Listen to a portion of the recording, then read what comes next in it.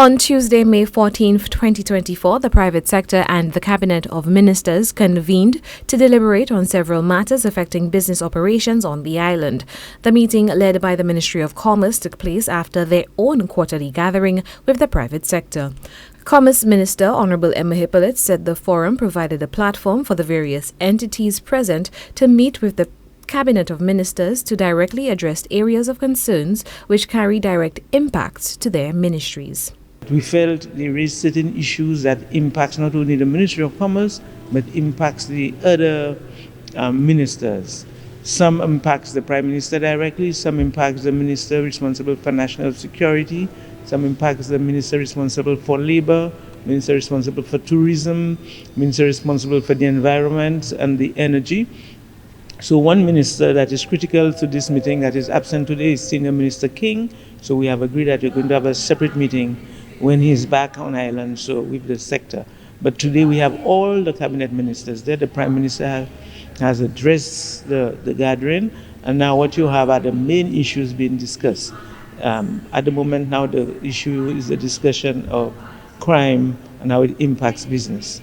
There are other issues in terms of availability of labor and how it impacts business.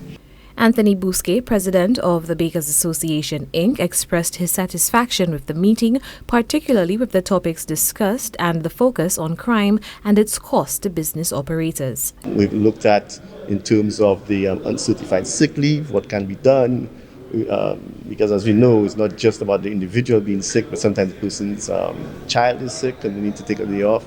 How can we work better, come together as a community, government and the private sector, in terms of trying to ensure that we have better results, because if the businesses do well, we believe that the economy as a whole will do well.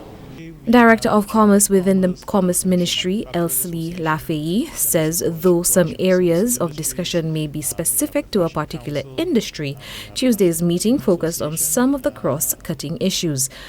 Among the topics discussed, law and order, benefits from the tourism industry, energy costs, and a skilled labor force. Another area was how the business community can better benefit from the tourism industry. So more sales to the hotels, for our manufacturers, for our retail distribution companies, how they can interact more with that, with the get more from the tourism market. Even from our service providers, the same thing. So that is another hot topic. A third cross-cutting item was energy costs. The high energy costs. And so there has been a lot of talk about a shift towards renewable energies, the use of solar energy, etc.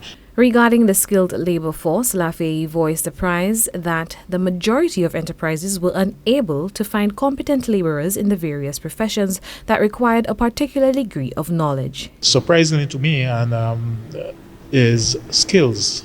Lack of a skilled labor force. A lot of businesses are clamoring as to their ability to bring in skilled labor. I know we have a lot of graduates every year that are eager to get jobs, and there is talk of a possible mismatch between what students learn at school versus what they bring into what the labor market needs. And so there is need for discussion on that and to help tailor that quite a bit to help really increase employment, increase productivity in St. Lucia. The Chamber of Commerce, St. Lucia Manufacturers Association, St. Lucia Coalition of Services Industries, Fashion Council, National Consumer Association, Bakers Association, Inc., St. Lucia Industrial and Small Business Association, and the IT Association were among the agencies represented at Tuesday's meeting. For Choice News Now, I am Chelsea Austinay.